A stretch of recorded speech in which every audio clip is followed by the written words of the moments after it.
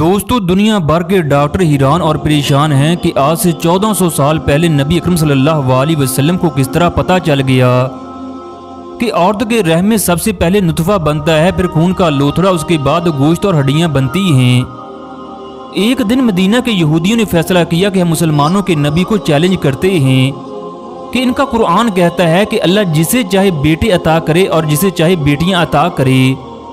ہم ان سے سوال پوچھتے ہیں کہ لڑکی اور لڑکے کی پیدائش میں بیضے اور جرثومے کیا کردار ادا کرتے ہیں؟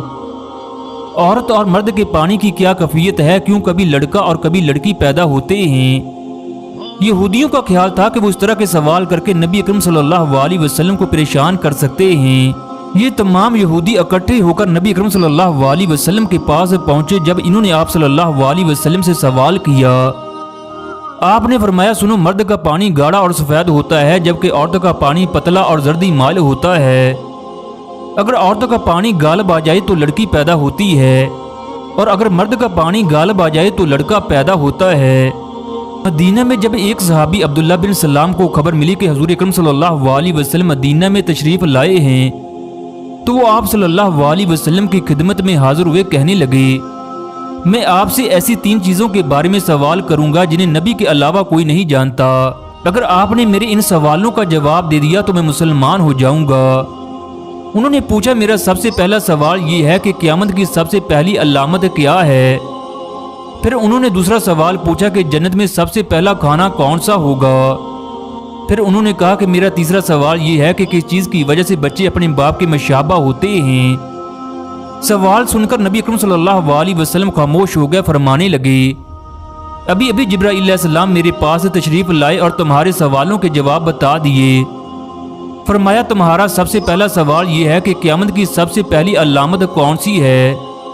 تو سنو، قیامت کی سب سے پہلی نشانی آگ ہے، جو لوگوں کو مشرق سے مغرب کی جانب ہانک کر لے جائے گی، جبکہ جنت میں جنتیوں کا سب سے پہلا کھانا مچھلی کا کلیجہ ہوگا۔ جہاں تک بچے کی مشابت کا تعلق ہے، اگر عورت کی منی پہل کر جائے تو بچہ عورت کے مشابہ ہوگا، اگر مرد کی منی پہل کر جائے تو بچہ مرد کے مشابہ ہوگا۔ اس کے بعد انہوں نے کہا، میں گواہی دیتا ہوں آپ اللہ کے رسول اور بندے ہیں۔ پھر وہ کہنے لگے، یہودی انتہا کی جھوٹی قوم ہے۔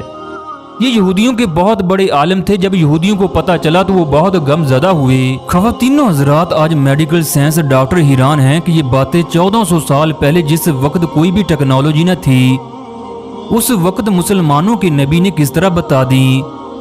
دنیا کے لیے حیران کن بات تو یہ بھی ہے کہ اللہ تعالیٰ لوگوں کو کس طرح زندہ کرے گا۔ اللہ تعالیٰ سورہ قیامت میں فرماتے ہیں، ہم لوگوں کی پور درست کریں گے۔